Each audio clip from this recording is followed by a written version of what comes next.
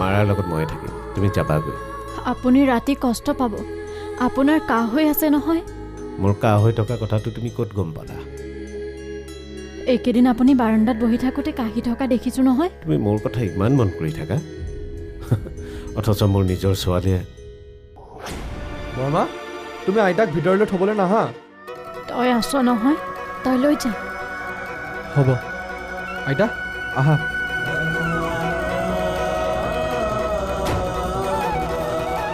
ব'লা আইতা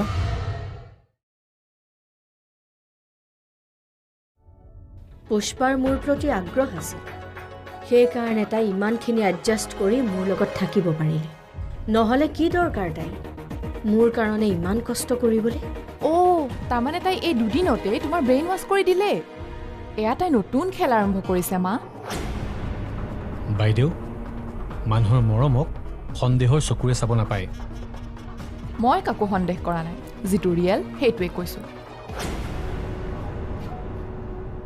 ময়ো তোৰ আচল স্বৰূপটো দেখা পাইছোঁ তই সদায় কৈ থাক নহয় মোৰ কাৰণে বহুত কৰিছ বুলি তোৰ অন্তৰত মোৰ কাৰণে কিমান চিন্তা আছে মই সকলো বুজি পাইছোঁ শুন বাইদেউ বৈ বৰমাৰ প্ৰতি যিখিনি মৰম দেখুৱাইছে সেইখিনিক নেওচা নিদিবি মৰমবোৰক অলপ মৰমেৰে চাবলৈ চেষ্টা কৰচোন দেখিবি তোৰ নিজৰো ভাল লাগিছে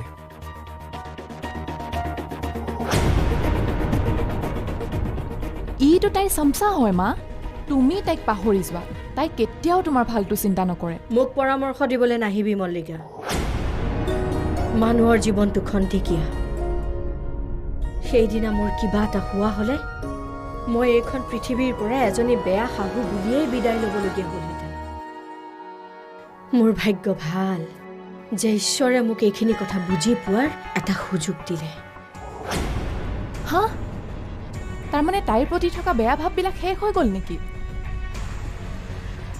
মোৰ অন্তৰত বন্ধ হৈ থকা দুৱাৰখন খোল খালেও দুৱাৰখন খোল খালে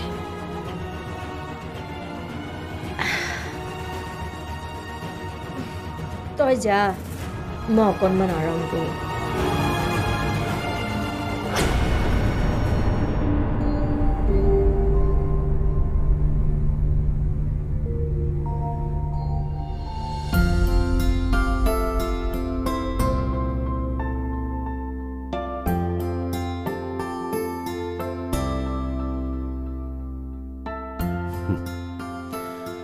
যিটো সাহস মই ইমান বছৰে কৰিব পৰা নাছিলোঁ সেই সাহস মোৰ নাতি কুণালে কৰি দেখুৱালে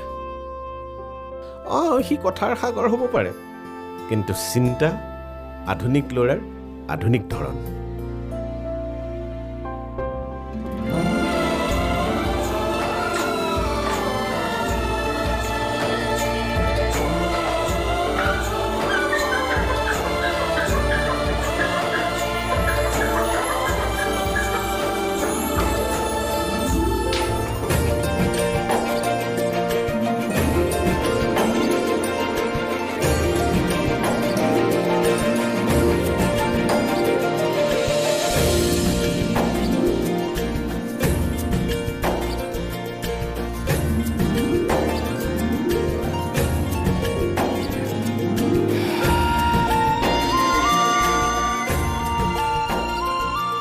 এতিয়াহে এখন পৰিপূৰ্ণ ঘৰ হ'ব পৰিপূৰ্ণ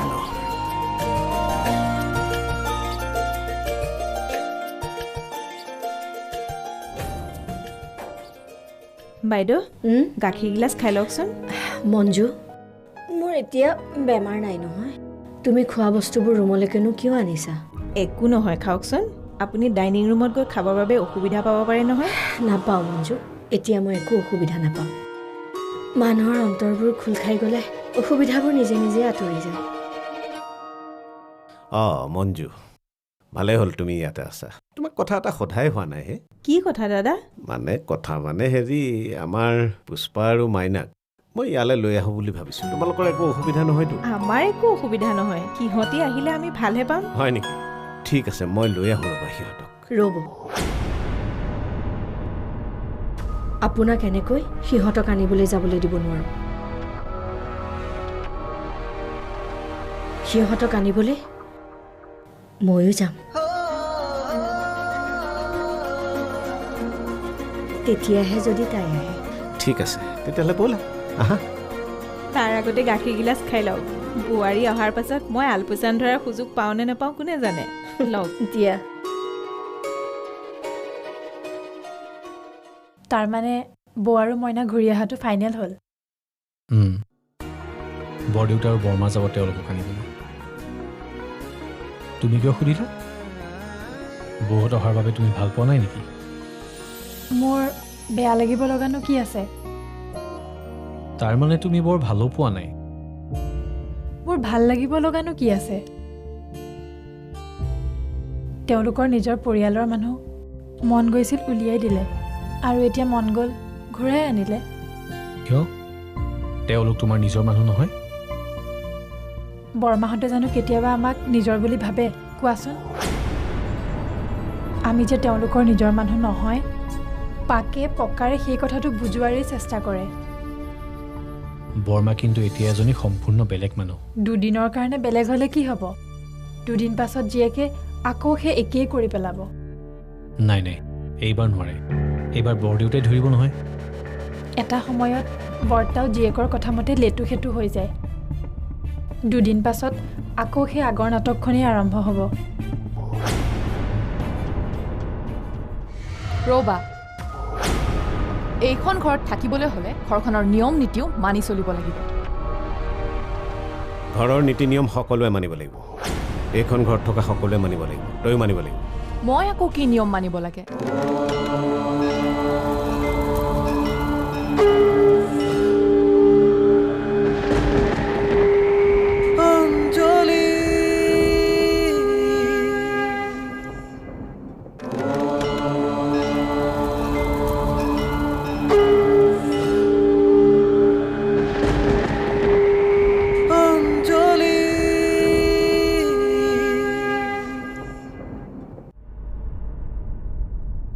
আমি অকালতে আমাৰ ল'ৰাক হেৰুৱালোঁ। মোৰ কিছুমান ভুল বুজাবুজিৰ কাৰণে তোমালোকো আঁতৰি থাকিবলগীয়া হ'ল, আৰু এতিয়া ছোৱালীকো হেৰুৱাইছোঁ বুলিয়েই ধৰিব পাৰি। ছোৱালীক হেৰাইছোঁ মানে?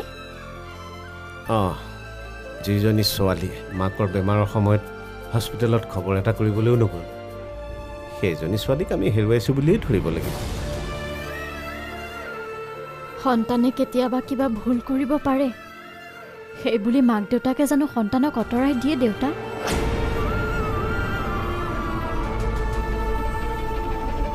বাইদেউ যিয়ে নহওক, যিয়ে নকৰক, আপোনালোকৰে সন্তান নহয় জানো? স্বামীৰ ঘৰখন এৰি বাইদেউ আপোনালোকৰ ওচৰলৈ অহা নাই জানো? তুমি আৰু মই নাই ঘৰলৈ ঘূৰি গৈ মোক এটা সুযোগ দিয়া পুষ্পা। মই এজনী ভাল শাহু হ'ব খোজোঁ। মই আপোনাক কি সুযোগ দিম মা? আপুনিহে মোক বোৱাৰী হোৱাৰ সুযোগ দিছে। এজনী নাৰী মাক হ'লে সম্পূৰ্ণ হ'ব নোৱাৰে। মাক হোৱাৰ লগতে পত্নী, বোৱাৰী, বাই ভনী হ'লেহে এগৰাকী নাৰী সম্পূৰ্ণ হ'ব পাৰে।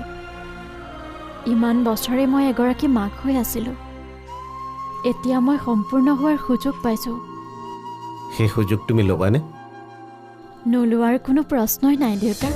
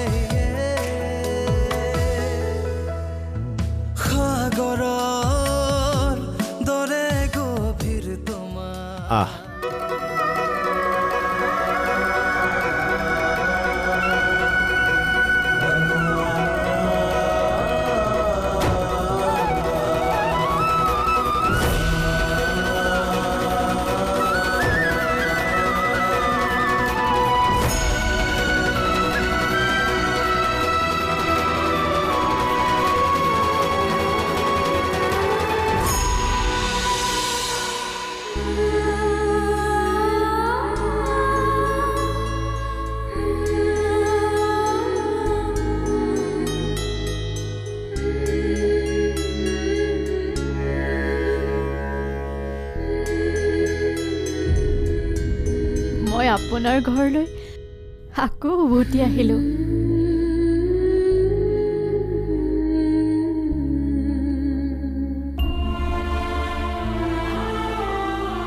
দেউতাৰ ফটোখনক সুধিছে তই যে সেৱা কৰি থাক।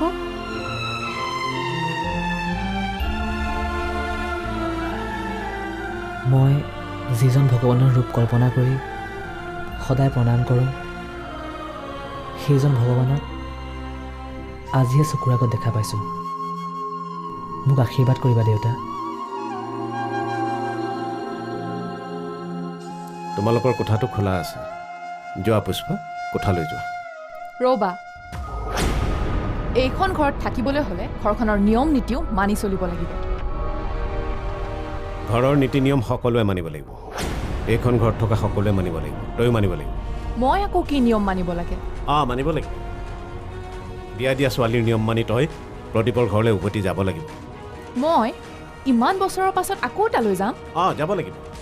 ইমান বছৰৰ পাছত যদি পুষ্পা স্বামীৰ গৃহলৈ উভতি আহিব পাৰে, তয়ো যাব পাৰিবি। আৰু এইখন ঘৰৰ নিয়ম। যোৱা পুষ্পা, তুমি ভিতৰলৈ যোৱা।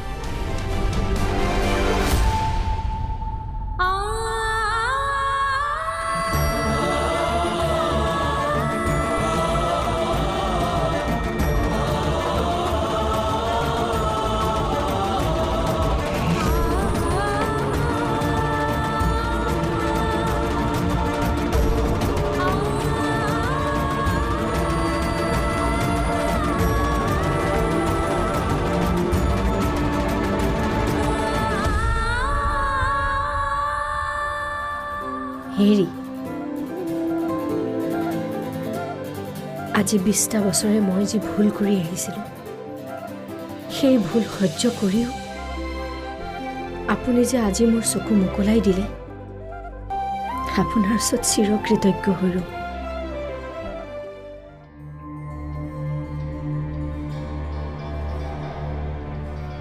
হেৰি, শুনিছে? হেৰি, কোৱা, ক'লেহে শুনিম। প্ৰদীপ আহিছে। কোন প্ৰদীপ? মল্লিকাৰ হাজবেণ্ড আকৌ। এই ঘৰৰ জোৱায়েকটোক পাহৰি গ'ল নেকি? আমাৰ এজন যে জোৱাই আছে, পাহৰিয়ে গ'লোঁ। দাদাই বোলে তাক মতাই আনিছে, মল্লিকাক ঘৰলৈ লৈ যাব। আপুনি সোনকালে আহক অকণমান। যোৱা, মই কৈ আছোঁ। মই তোমাক অনুৰোধ কৰিছোঁ প্ৰদীপ, তুমি মল্লিকাক তোমাৰ লগতে ঘৰলৈ লৈ যোৱা। মই মল্লিকাৰ কাৰণে সদায় বাট চাই থাকোঁ দেউতা।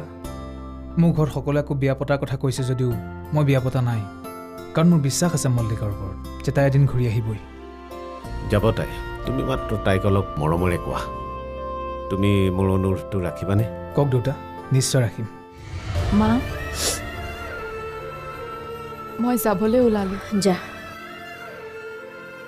মানুহৰ স্বামী স্ত্ৰীৰ সম্পৰ্কটোৱে আচল সম্পৰ্ক, বাকী সকলোবোৰ দুদিনৰ লগৰী।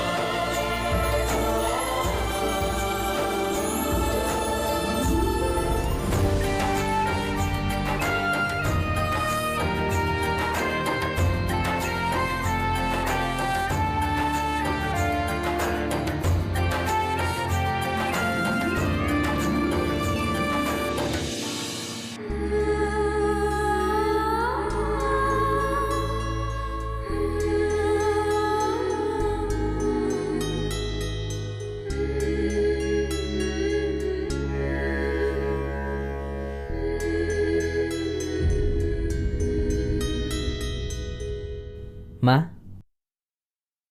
জেঠাইক নিবলৈ জেঠপেহা আহিছে, ব'লা আগবঢ়াই দিওঁগৈ। বল। ব'লা।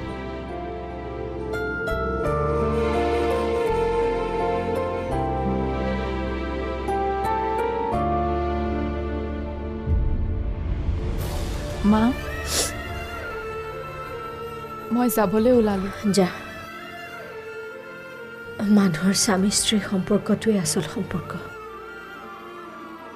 বাকী সকলোবোৰ দুদিনৰ লগৰী।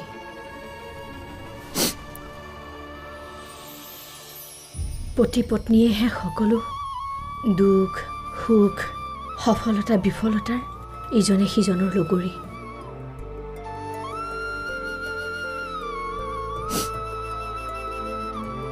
যা।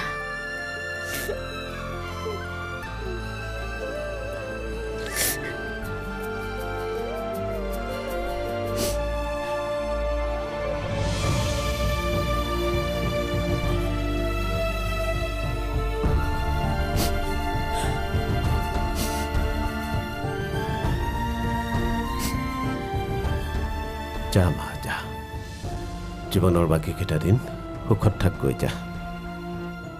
যোৱাৰ আগতে তোক মই এটা কথা কওঁ, মোৰ ব্যৱসায়ৰ সম্পূৰ্ণ 3টা ভাগ হ'ব, এটা মঞ্জিতৰ, এটা পুষ্পাৰ, এটা তোৰ। দেউতা, মোক আপোনাৰ ব্যৱসায় ভাগ নালাগে। মল্লিকাক যে মোৰ হাতত গতাই দিলে সেয়াই ডাঙৰ সম্পদ। শুনিলি নহয়, ইমান দিনে তই এইহেন ল'ৰাটোৰ পৰা আঁতৰি আছিলি।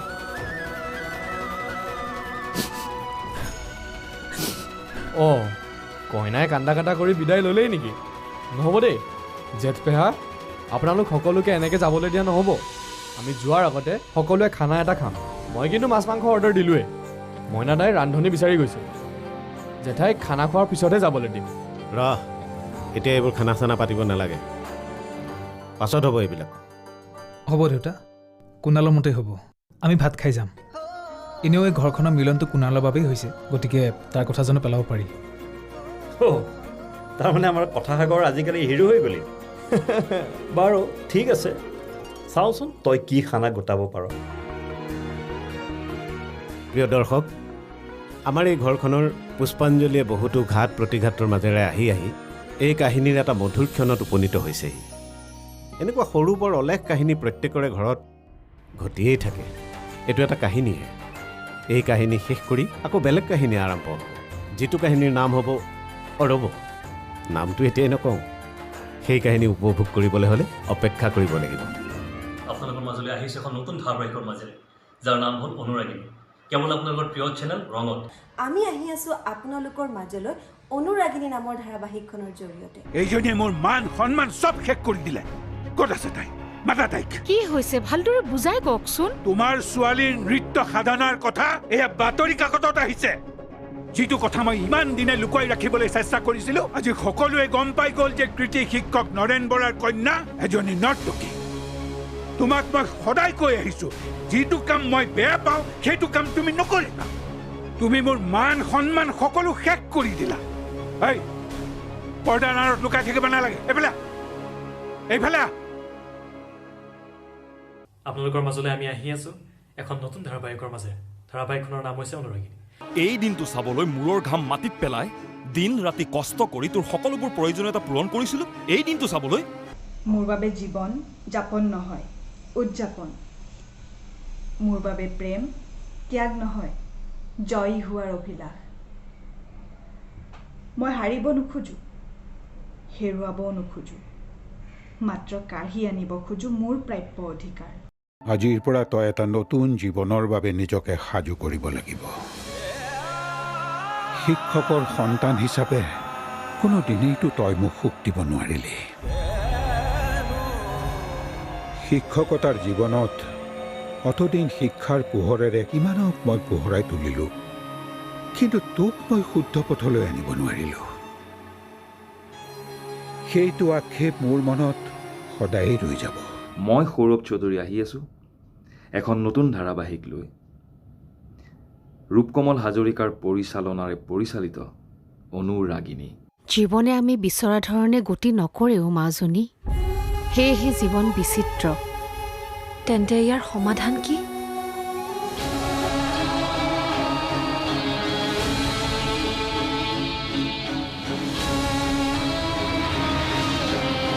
জীৱনৰ এন্ধাৰবোৰ আঁতৰাই পোহৰৰ সপোন দেখুৱাবলৈ আমি অতি সোনকালে আপোনালোকৰ ওচৰলৈ আহি আছোঁ অনুৰাগিনীৰ জৰিয়তে।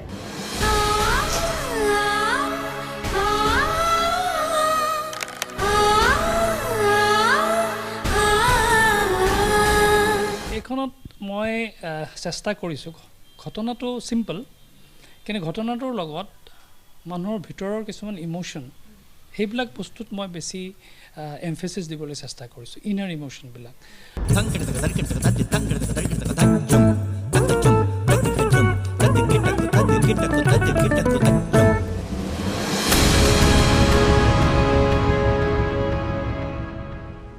নৃত্যৰ ছন্দেৰে জীৱনে গতি নকৰে গতিকে তই চিৰদিনৰ কাৰণে নৃত্য বিসৰ্জন দিব লাগিব আৰু বিসৰ্জন দিব লাগিব এজনী নৰ্তকীৰ সমস্ত সত্তা